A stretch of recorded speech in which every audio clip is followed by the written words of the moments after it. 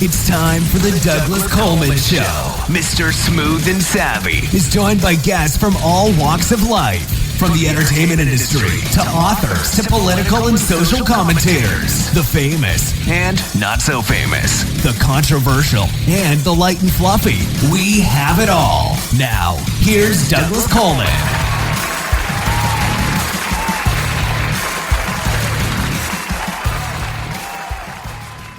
Okay, please welcome back to the Douglas Coleman Show, Shane Wilson. Hi, Shane. How are you? I'm good, Douglas. Thank you for having me back. Thank you for coming back to the show.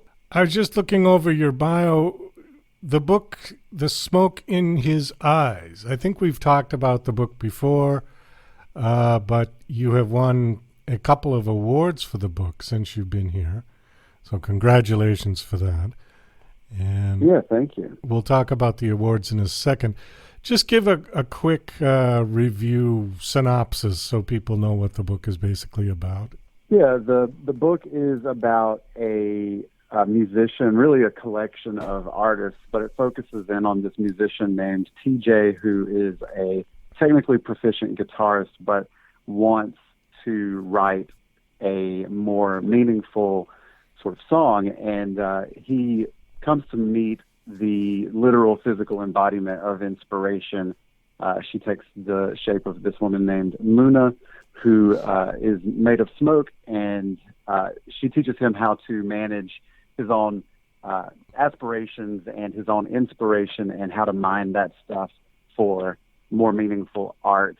The book is really asking the question, where does inspiration come from, and what do we do with it, and where does it go when it leaves us? Because I believe that inspiration is a fleeting thing.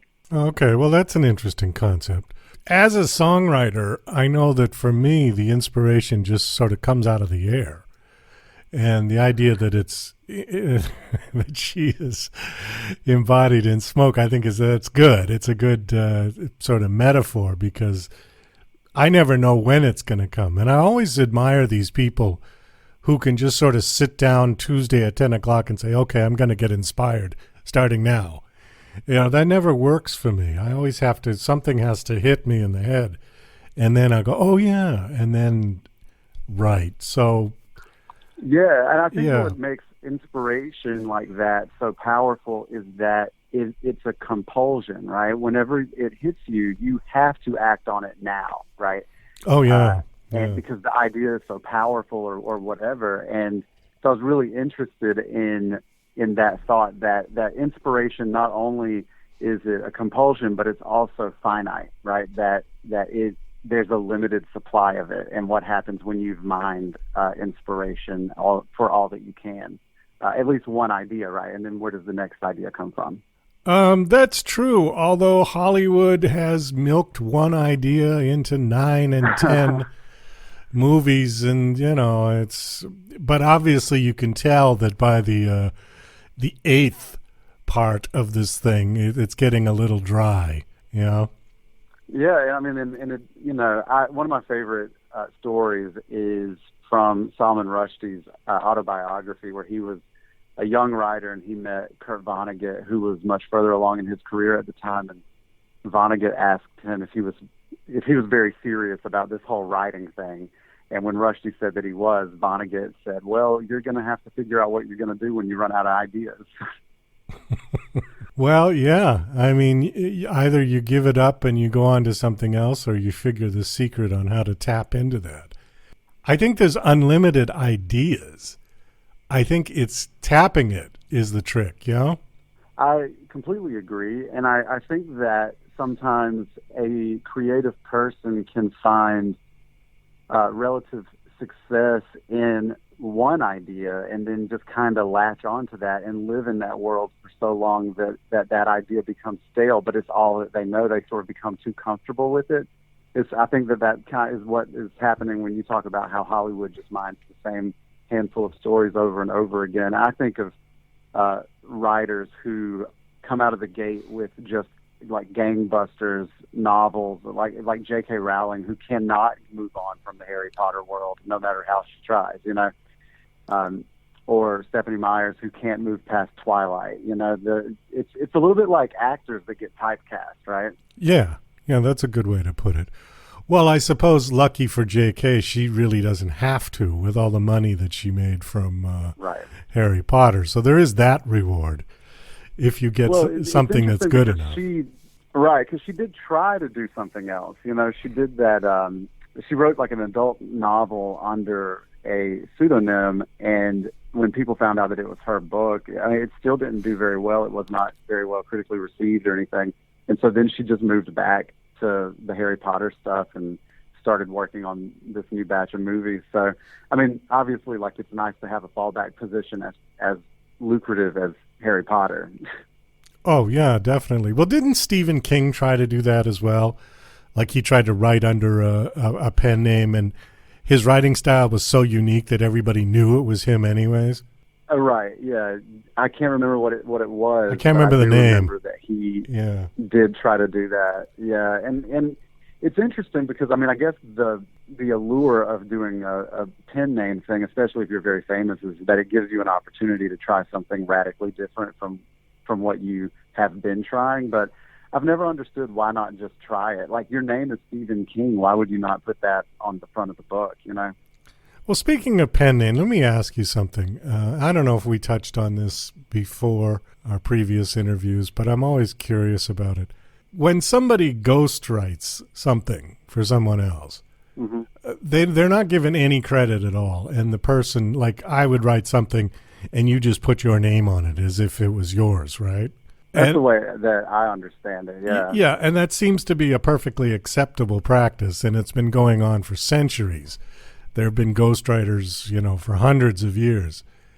Now, I always thought of it as a bit like plagiarism, because how can you take credit? Okay, obviously the ghostwriter gets paid, right? I hire you, I pay you to write something for me. But when that is done in the music world, it's frowned upon. You go into Milli Vanilli territory. And then... Yeah, you have to give them credit in, like, liner notes, right? Something. I mean, Milli Vanilli put their name on an album that they didn't sing. Someone else sang. Right. But how is that any different than a ghostwriter, is my point. Yeah, I don't know. I mean, other than...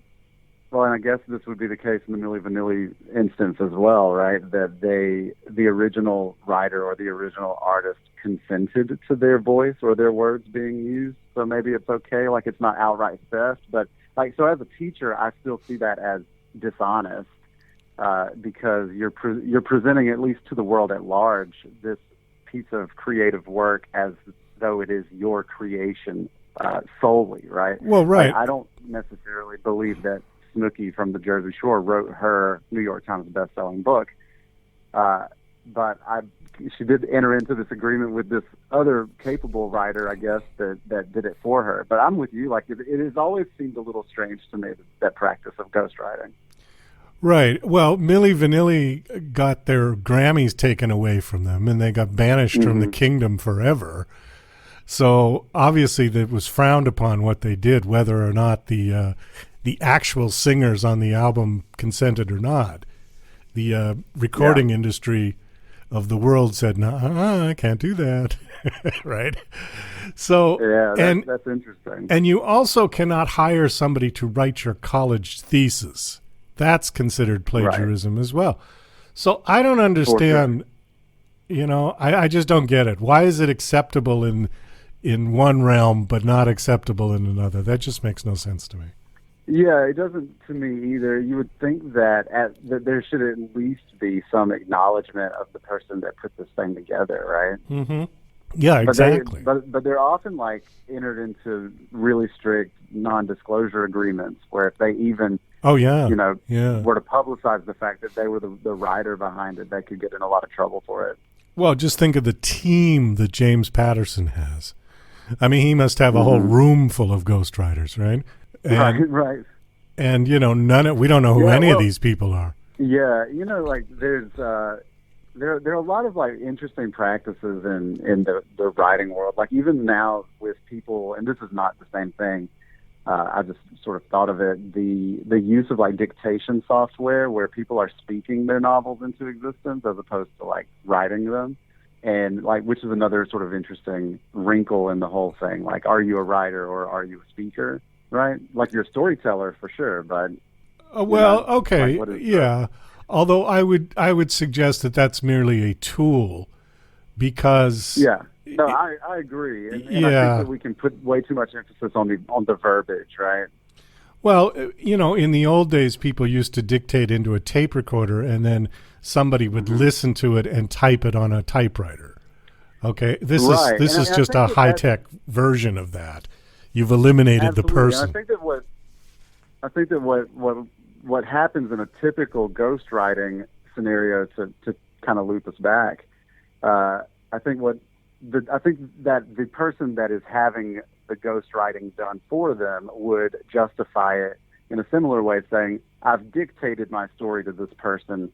I've given them sort of all of the points of it, and now they're just putting it together. Like, they're just putting it on the page for me, based on notes and conversations that we've had. That's how I think they probably would justify it, but I don't know that I agree. Well, okay, it depends how much, though. I suppose there's a, for lack of a better word, a percentage. I mean, if I dictate a book and you type it out word for word as I have dictated it, that's fine, okay? Yeah, that's your story for sure. Right. You're just the mechanical process of getting it on paper.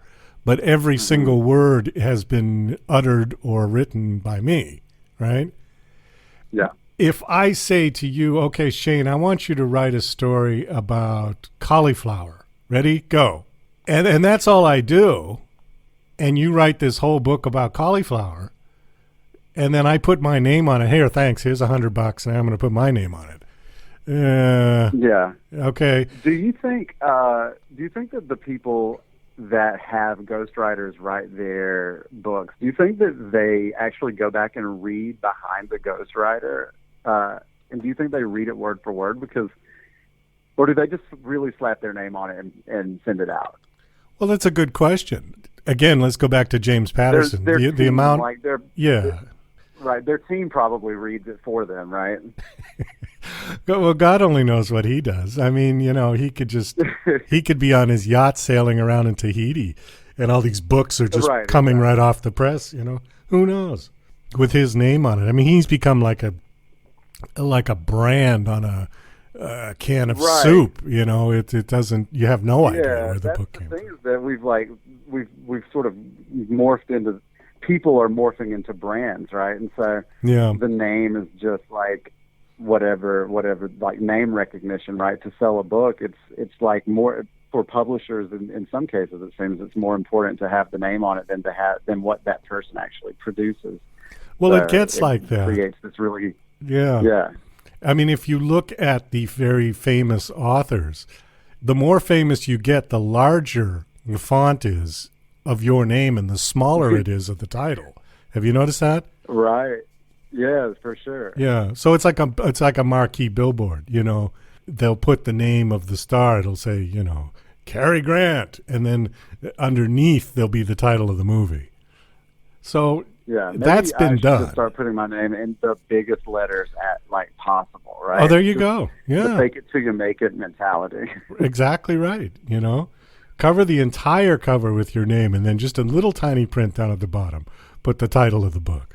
Yeah, and then people will see it and just assume that I'm a big deal and that they're the loser for not having heard of me. Right, and you didn't do anything wrong. There's no deception there. I didn't hire somebody to write my book. I just made the title really big. Yeah, you can make the cover however you like, right?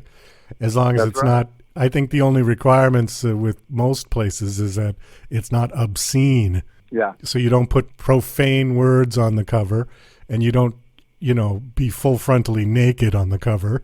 Then I think you're all right. Anything else is a go. Yeah, I mean, you can maybe even sort of double dip there and get a little explicit, right? Because the title's going to cover most of it anyway. So just throw the most obscene picture on the cover, but then cover it with this really large title.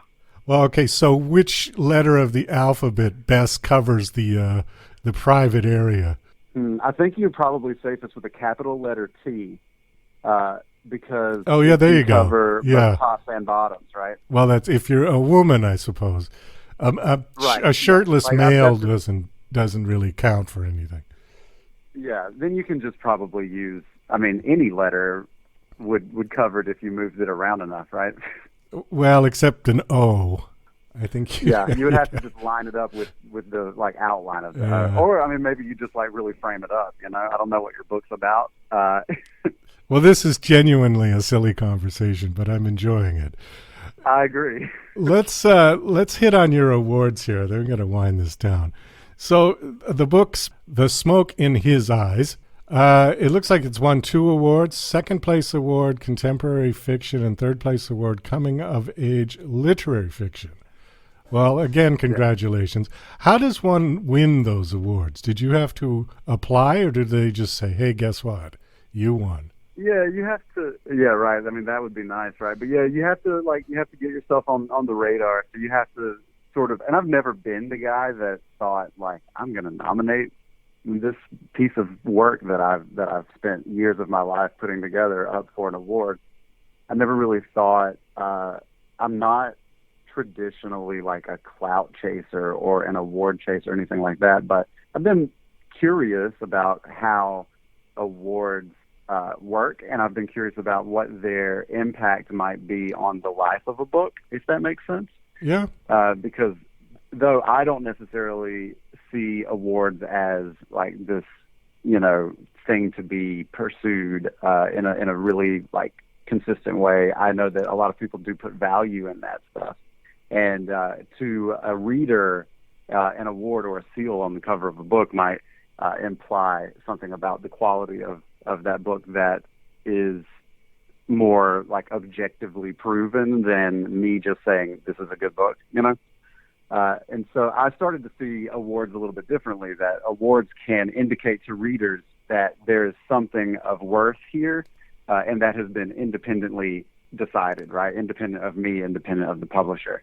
And so, yeah, you sort of have to nominate yourself up for that, and then it works through the process. There's a number of categories like any other awards ceremony or anything, and you just sort of choose the genres that your book belongs to, or that you feel is most closely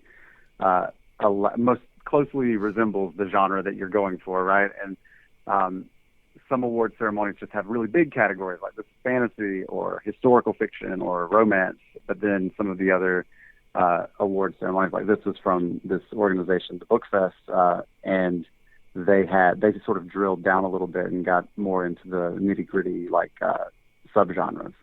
Okay. Have you noticed any uptick in book sales once you got the awards? Yeah, actually, I did. Okay. The day that the awards were announced, and then I was able to, share out on socials and on the website and everything that the book had won. I did see an upswing in Amazon traffic and in actual sales on Amazon. So, well, then I think there's some value to those awards, huh? Yeah, exactly. Yeah, it sort of confirmed what I had think a little bit, right? Well, I think there is some truth to that. Yeah. I think and I think that means that there were people hanging out on my social media that had seen that book posted by me probably 100 times, and they were just I don't know, that's my money. But then now I get to say, look, it was verified that there's something of worth here, right? And now they can say, okay, I'll go check it out.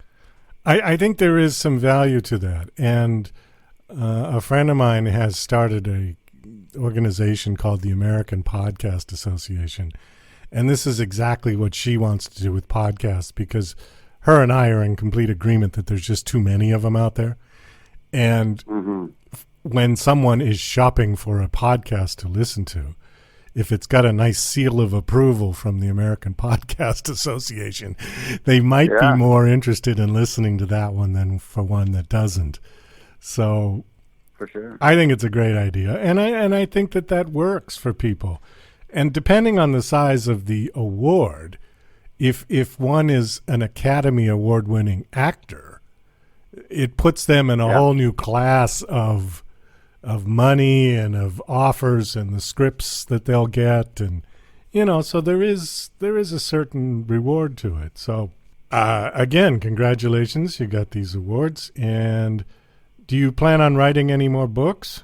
Yeah, absolutely. Yeah, I have a third novel releasing in September. It looks like right now. That's what the publisher is telling me. We're trying to get all of that lined up. So that is going to be called The Woman with a Thousand Faces. And we'll be, again, hitting the award circuit with that book. I think we can come home with first with that one. I think it's very good. Oh, great. So, well, we'll look forward to that. All right, Shane. Well, thanks again for coming on. Always nice talking to you. And I guess we'll probably have you back when your other book releases, yeah? Absolutely. Always love coming on talking to Douglas Coleman. Thanks, Shane.